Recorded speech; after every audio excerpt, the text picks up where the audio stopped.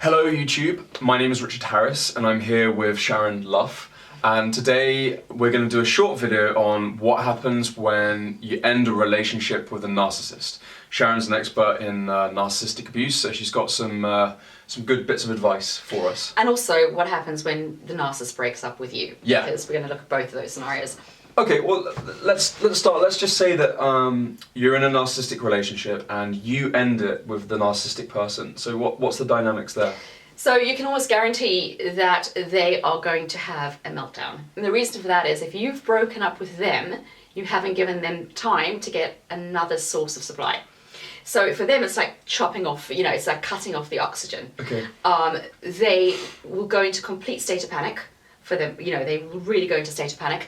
So you can guarantee some award-winning performance, Academy Award-winning performance of how they're going to change. They're going to be in bits, there's going to be crying, threats of suicide. They'll basically guilt trip you as much as they can into taking them back. Or they'll hound you. I mean, my one narcissist that I got rid of literally hounded me for months, stalking me outside my offices for work, begging for me back, and all these massive promises of change, and then he would change for a space of time, and then it would go back to being absolutely awful again. But tears, and like I say, threats of suicide are a big one as well. Okay. Yeah. So this clawing back behaviour, yeah? Yes. So this is because you've cut off their narcissistic supply. Basically, and they haven't got anything else lined up. So when they're crying and screaming and going crazy over the fact you've broken up with them, you would start to think, wow, okay, they must really love me. They must really love me, because it is such an excessive beg to get, to take them back. But the truth of the matter is, they're not actually crying for the fact they've lost you. They're crying for the fact that they've lost something for themselves. So, it's not like a normal relationship where you're mourning the end, or you're mourning losing that person as a human. It's more about what they're losing for themselves, which is that source of supply. Yeah. So you can always guarantee, and like I mentioned in the previous video, a lot of the time when you have cut off that supply for them, they get enraged as well. So they start plotting. If you take them back, they're already plotting the end for you. Yeah. So they will get you back, and they will get you back in the worst possible way. Okay, gosh, that sounds pretty dark. Okay, let's flip it around then. Let's imagine that you, the narcissist, split up with you. What's the dynamic going on there? So usually the narcissist, and it's pretty much across the board for most people with this. They usually use either holiday times to end it, so they'll end it with you over, say, Christmas, or your birthday, or something that has a meaning or value to you. And the reason for that is, you can guarantee that every time of year that holiday date comes around, guess who you're thinking about? Really? That's the a lot of the time. This is a calculated, conscious decision. A lot of the time, you're going to be thinking, hang on a minute, last Christmas, this is what happened to me. So they do make and form a connection like that. That's quite a subtle, psychologically acute kind of plot to make. Are they just gifted? They also like to destroy happy times. So guess what? Holidays are happy times, right? Really? Birthdays are happy times. So they like to break down people in happy times. That's one of the things they do like to do. Another thing they like to do, my ex-narcissist got to do two at the same time, I'll explain how. The other thing they like to do is they like to wait until you, for example, have become made redundant in a job that you loved. Okay, so you've been fired that day, or you've suddenly developed cancer or some awful illness, or you've lost your child or your mother or your father. Those are the times when they're going to break up with you. And they'll nail you. They'll nail you. And the reason for that is you're in your most vulnerable state at that point, and they know that you need them. So often they've isolated you as well, because that's what they do. So you've been isolated, you've got nobody else around you, you've maybe cut off your friends or cut off your family for the narcissist. Either because your family want nothing to do with them or you because of how you've become or who they are, or they've just simply isolated you. That's when they'll do it. So they know that through breaking up with you, you're still going to take them back because there's nobody else, and you're very vulnerable. Sometimes it could even be a relocation, say to a different country, and you've just moved there and you've got nobody else. That's a great time to break up with you now. Yeah, that's horrible. You've got nobody else, you're in a foreign place, I'm going. For example, my most recent narc decided to end it with me on Christmas Day, 2 days or 3 days before I had an operation. So that's a double whammy. We'll get you when you're feeling really low, and we'll do it over Christmas Day, because my entire family are all in another country, including my daughter, and it was I was obviously feeling low already, so perfect opportunity, great time to get it. So they tend to like to do that, to wait until you're at a very low point and kick you while you're down. So it's low points and also happy times that can be destroyed. Yes, I mean my overt, I call him, I've got my overt and my covert. Yeah. My overt narcissist, he decided to spend a lot of money on my 40th birthday for me to make. You don't look 40. Oh, thank you very much. I'm actually 44 now. Yeah, look at Sharon. Thank you. Very good. But yeah, back then, so it was, he took that day and he decided to make my birthday absolutely hell. Absolutely hell. And it was his birthday for me. That was like it marks something, and it was literally destroyed. So all the amount of money that he spent on it didn't matter. One other time he broke up with me over that was Christmas with my family in another country. We'd gone to meet everybody, which is highly embarrassing as well. Mm-hmm. And the final discard with him, which was actually, I say the final discard's usually the victim, not the narcissist, but the last breakup, for want of a better way of putting it. I developed a rash all over my entire body that I'd gone for a biopsy for, because it was my body was obviously trying to give me some kind of message. And the day of the biopsy, when I was covered in a rash from head to toe, thinking that no one could possibly ever love me looking like this, great day to break up with me. Okay. And end it. Wow. So that is the way they operate. Yeah, it's kind of hard to listen to. Actually. Yeah. It's okay. So the next question we have is, what is ghosting? So ghosting and silent treatment. So ghosting is usually when someone just vanishes on you. So it happens a lot today with people that aren't even on actual narcissists.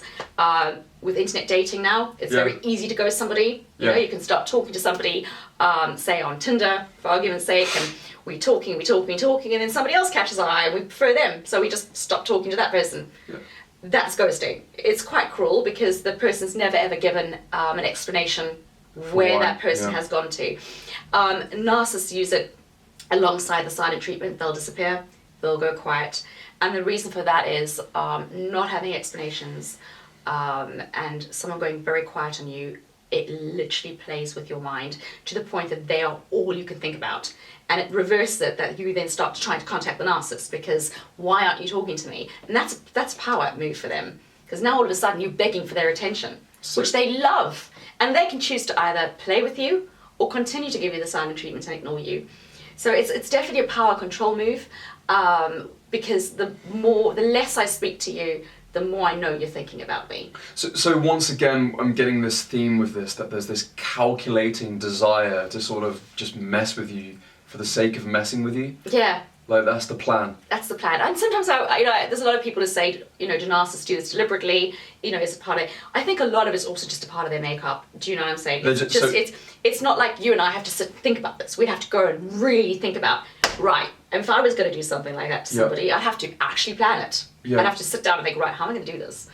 For them, it's a lot more natural. So it's an unconscious competence of malice. Yeah, of the way it is a lot of the time. Yeah, okay. I don't think they're necessarily, trying to sit down and make this whole plan to screw you over. It just kind of like starts to fall into place. It's a lot more natural, I think. Okay. How do I know that I am not the narcissist in my relationship? Right, so I get a lot of that. Okay. So a lot of the time when I speak to a client, that is the first question they say to me. Yeah. I don't, first of all, I don't know if my partner's a narcissist. Yeah. And I think I might be.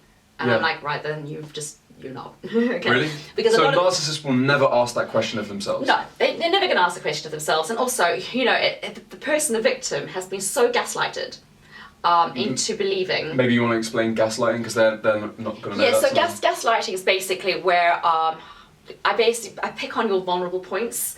I find ways to actually get you to react. So basically I'm trying to get reactions out of you all the time, or I'm getting you to act crazy. I get you to think that you're going mad. So it's basically to try and make you lose your sense of judgment.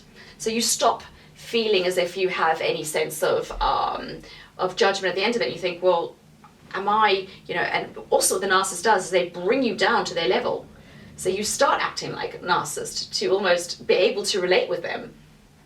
Yeah. You know, so you start. This is part of gaslighting, or this Well, is... it's a byproduct of it. So Yes. basically, you start, because your judgment becomes impaired. You start thinking, I can't trust myself anymore. Right. So if I can't trust myself, you know, I stop trusting whether or not I'm authentically myself, or am I actually a narcissist? Because a lot of the time, the victims start reading up on what a narcissist is, and they can start relating with a lot of those points. Yes. Yes. And they're like, hang on a minute, but that sounds like me, but that sounds like me. It will do, because the narcissist would have taken you down to their level at some point, and you would have started acting in that way to defend yourself.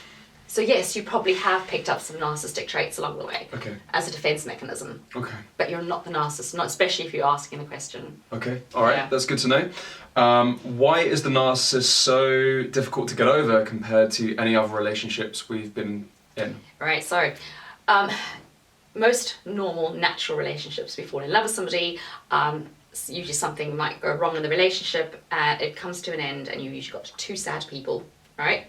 Unless, of course, it's gone horribly wrong, in which case one person's more sad than the other. But that's generally the way it is.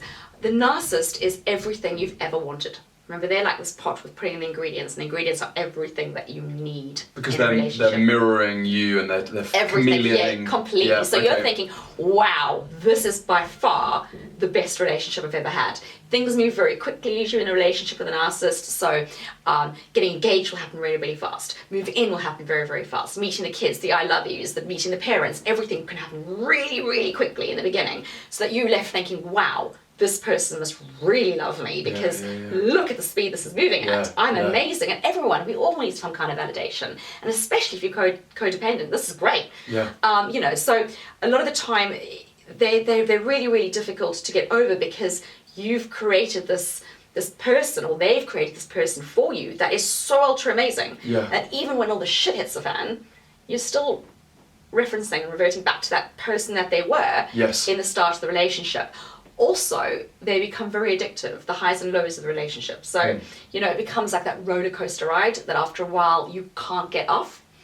And once the relationship, because it's so up and down and all over the place and traumatic and crazy making, that when it's gone, you're bored. Yeah. You're sitting there going, it's all so quiet. Yeah. It's so quiet now. And then you start looking for that fix again. Oh my God, this is too quiet. This is too calm. I'm used to mayhem now.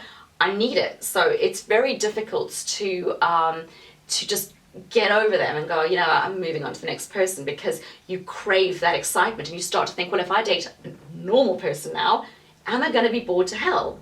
Because this person's not going to offer me any kind of challenge. Yeah, okay. So yeah. Well, hopefully you guys have got a couple of ideas about relationships from that. Thanks for listening, and stay tuned for more from Sharon. Thank you. Thank you for listening and watching.